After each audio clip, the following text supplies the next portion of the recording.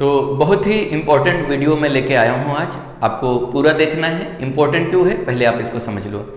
दो टाइप के बच्चे होते हैं। एक ऐसे बच्चे होते हैं जो चाहते हैं कि उनका ज्योग्राफी में फुल मार्क्स आए, और एक ऐसे बच्चे होते हैं जो सोचते हैं कि बस पास हो जाऊँ। कुछ बच्चों के लिए 35 मार्क्स भी लाना बड़ा चैलेंजिंग हो जाता है। मैंने देखा है, क्योंकि मैं पढ़ाता हूँ, तो मुझे मेरे सामने ऐसे बहुत सारे बच्चे आते हैं जो बोलते हैं कि सर कुछ ऐसा बताओ कि मैं पास हो जाऊँ, और कुछ ऐसे बच्चे आते हैं कहते हैं कि सर ऐसे बताओ कि ताकि मुझे फुल मार्क्स मिले। तो ये वीडियो दोनों के लिए बहुत ही इंपॉर्टेंट है, जो बच्चा सिर्फ पास होना चाहता है या जो बच्चा फुल मार्क्स लाना चाहता है। क्यों इंपॉर्टेंट है आपको बता दूं।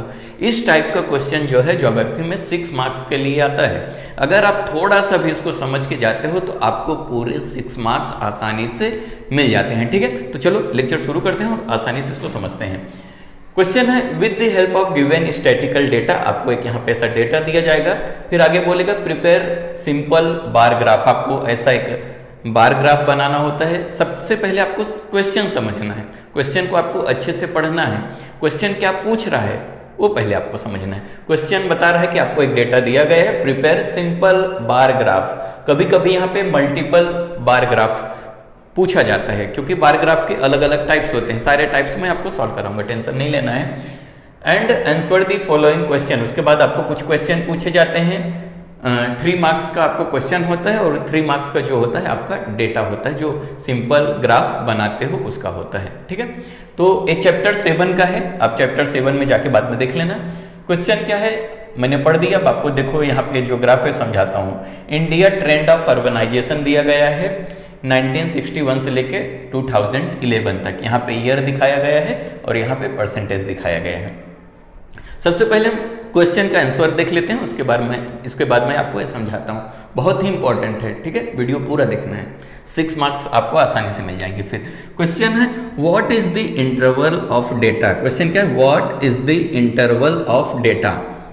इंटरवल का मतलब क्या होता है, ये जो ईयर दिया गया है, इस ईयर में कितने ईयर का गैप दिया गया है, कितने साल का गैप पूछा गया है, उसी को हम लोग बोलते हैं इंटरवल। इंटरवल का मतलब होता है गैप। यहाँ पे देख रहे हो 1961, 1971, 1981, इस ईयर के बीच में कितना गैप दिया गया है, 10 ईयर का गैप है ना, क्योंकि 1961 के बाद 10 ईयर ऐड करोगे तो 1971 हो जाएगा, फिर 10 ईयर ऐड करोगे 1981 हो जाएगा। तो जो ईयर का इंटरवल है वो 10 ईयर का है। तो आंसर, पहले का आंसर कैसे लिखोगे, यहाँ पे देखो मैं आंसर लिख के आपको बता देता हूँ।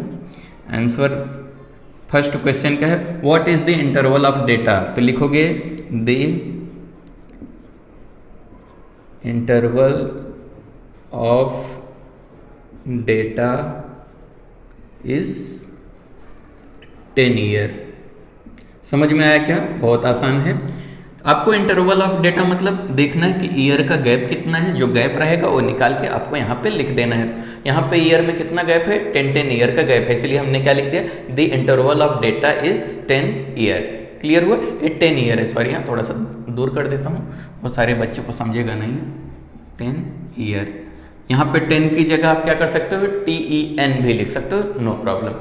नेक्स्ट क्वेश्चन है विच डिकेड। डिकेड का मतलब क्या होता है, 10 ईयर को एक डिकेड कहते हैं। समझ में आ गया, 10 ईयर को एक डिकेड कहा जाता है।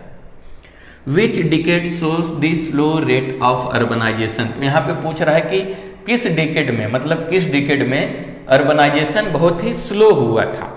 समझ में आ गया। तो आपको कैसे इसको समझना है, यहाँ पे मैं सेकंड लिख देता हूँ। कैसे समझना है आपको देखना है, यहाँ पे डेटा देखना है, परसेंटेज।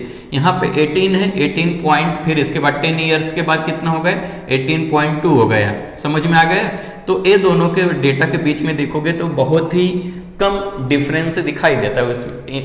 इसमें और इसमें ज़्यादा डिफरेंस, 18 के बाद 23 आ रहा है, तो यानी कि इसमें नंबर का डिफरेंस ज़्यादा आ रहा है। अगर आप 23 से 18 माइनस करोगे तो 5% का समथिंग गैप आ रहा है। तो अर्बनाइजेशन किसमें कम हुआ था, तो आप लिखोगे इन 1961, 1971 shows slow rate of urbanization। सबसे कम अर्बनाइजेशन किस डिकेड में हुआ था? तो 1961 से लेकर 1971, 10 ईयर को एक डिकेड कहते हैं। तो यहाँ पे देख रहे हो 18 के बाद 18.2, यहाँ पे बहुत ही 0.2% जो है ग्रोथ हुआ था। बाकी आप और अदर नंबर देखोगे तो वहाँ पे आपको ज़्यादा गैप दिखाई देगा। समझ में आ गया? नेक्स्ट, कुछ भी डाउट रहेगा तो कमेंट करके पूछ लेना। समझ में आ गया? कमेंट करके पूछ लेना अगर डाउट रहेगा। नेक्स्ट, थर्ड क्वेश्चन देखते हैं। थर्ड क्वेश्चन है which decade shows high rate of urbanisation? किस 10 ईयर में, डिकेड का मतलब 10 ईयर, 10 ईयर को एक डिकेड बोलते हैं, तो किस डिकेड में सबसे ज़्यादा अर्बनाइजेशन हुआ था? तो यहाँ पे हम लोग गैप देखना पड़ता है। तो यहाँ पे 18 मतलब इसमें बहुत ही कम गैप है। 18 के बाद 23 इसमें समथिंग 5% का गैप है। उसके बाद 23 से 25 में कितना आ रहा है? 23 के बाद 4, 5 लगभग 2% का गैप आ रहा है ना। तो इसमें 5 का आ रहा है, इसमें 2 का आ रहा है। यहाँ से भी देखोगे 25 से 27 में 2 का गैप आ रहा है। 27 से अगर यहाँ पे जाओगे तो 31 तक लगभग 4% का गैप आ रहा है। तो सबसे ज़्यादा गैप यहाँ पे आ रहा है। यहाँ पे देख रहे हो 1971 से लेके 1981। तो क्या लिखोगे? इन 1971 से लेके 1981 shows high rate of urbanization। समझ में आया क्या? बहुत ही आसान है। आपको खाली डायग्राम देखना है, अच्छे से समझना है और क्वेश्चन का जो है आंसर लिख देना है। अगर आप ऐसे ही डेटा को देख के आंसर लिखते हो तो आपका 3 मार्क्स फिक्स हो गया। अभी 3 मार्क्स आपको कहाँ पे मिलेगा? एक ग्राफ बनाना पड़ेगा। आपको एक ग्राफ दिया जाएगा, ठीक है। ग्राफ में क्या क्या चीज़ें इंपॉर्टेंट होती है पहले आपको समझना है। खाली आपको ग्राफ बनाने से मार्क्स नहीं मिलेगा, कुछ चीज़ें इंपॉर्टेंट होती है। पहला होता है स्केल, बहुत इंपॉर्टेंट है बच्चों, आपको स्केल लिखना है। समझ में? स्केल में क्या लिखा हमने? On Y axis 1 centimetre equal to 5%। तो मतलब हमने किस टेबल, कौन से परसेंटेज में कितने टेबल लिया है। यहाँ मैंने 5 का टेबल लिया है। आप और छोटा टेबल ले सकते हैं, 2 का टेबल ले सकते हैं, 1 का टेबल ले सकते हैं। समझ में आ गया? कोई भी टेबल ले सकते हैं। जो भी टेबल लोगे तो आपका यहाँ पे क्या रहता है? 1-1 सेंटीमीटर का ऐसा गैप रहता है। जो आप ग्राफ देखोगे तो उसमें आपको अच्छे से समझ में आ जाएगा। तो मतलब 1 सेंटीमीटर में आपने कितना परसेंटेज एज्यूम किया है? तो मैंने कितना किया है? 5 के टेबल में इसको लिखा देख रहे हो, 5, 10, 15, 20। तो आप 2 का भी टेबल ले सकते हो। अगर 2 का टेबल लोगे तो आपको ये डेटा शो करने में बहुत ही आसानी हो जाएगा, ठीक है। तो अभी आपको क्या करना है? यहाँ पे आपको नीचे ईयर लिख देना है, ठीक है। ये लिखने के बाद नीचे आपको शो करना है ईयर।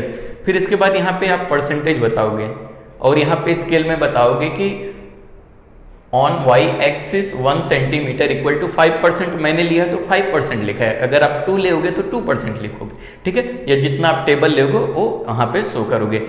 फिर से बोल रहा हूँ, जो भी डाउट रहेगा पूछ लेना। 6 मार्क्स आपका जाना नहीं चाहिए, नुकसान नहीं होना चाहिए। फिर यहाँ पे लिखोगे, क्या लिखोगे आप? इंडिया ट्रेंड ऑफ अर्बनाइजेशन, वो चीज़ें यहाँ पे लिख दोगे। फिर ईयर भी लिख दोगे। क्लियर है? ये चीज़ भी यहाँ पे लिख देना। मैंने थोड़ा सा ऊपर लिख दिया ताकि आपको समझा सकूँ। आप वहीं ग्राफ के ऊपर ये चीज़ें पेंसिल से लिखोगे। समझ में आ गया? अब यहाँ पे लिखोगे 1961। 1961 में कितना परसेंटेज था? 18%। तो क्या करना है आपको? यहाँ पे अगर आप कम टेबल लोगे तो आपको आसानी हो। 15 के बाद थोड़ा सा ऊपर गए 18। यहाँ पे क्या करना है आपको? ऐसा क्या करना है? एक डिज़ाइन बना देना है इस टाइप का, ठीक है। फिर अगला देखो। फिर उसके बाद 1971 में जाओगे, कितना है? 18.2%। थोड़ा सा ज़्यादा है तो थोड़ा सा ज़्यादा कर दिया। यहाँ से आपको नंबर के हिसाब से देखना रहेगा। जब आपका ग्राफ पेपर रहेगा वहाँ पे जो पॉइंट वाले रहते हैं वो भी डॉट अच्छे से आपको समझ में आते हैं। इसीलिए आप कोशिश करना कि टेबल जो रहेगा 2 का ही लो। अगर 2 का टेबल लोगे तो आपको जो नंबर रहेगा शो करने में बहुत ही एक्यूरेसी आपका जाएगा, बहुत ही सही जाएगा, ठीक है। फिर उसके बाद 81 को भी ऐसे शो करोगे। 1981 का कितना है? 23। तो यहाँ पे 25 हो गया। यहाँ पे आप क्या करोगे? 23 पे इसको शो कर दोगे, ठीक है। ऐसा एक डिज़ाइन बना दोगे। फिर 1991 का वैसे कितना है? 25.7। तो यहाँ पे 25 थोड़ा सा 7 ऊपर करके इसको ऐसा बना दिया, ठीक है। ऐसे ऐसे करके आप सभी बनाते जाओगे। तो अगर आप इसको अच्छे से शो करते हो, आप प्रैक्टिस करो बच्चों, जब तक आप ग्राफ पेपर लेके प्रैक्टिस नहीं करोगे तब तक आपको आने वाला नहीं है। तो वीडियो कैसा लगा कमेंट करके जरूर बताना है, कुछ भी डाउट है तो पूछ लेना है, वीडियो ज़्यादा से ज़्यादा शेयर करना है और सब्सक्राइब नहीं की हो तो कर लेना है, ठीक है। वीडियो देखने के लिए धन्यवाद।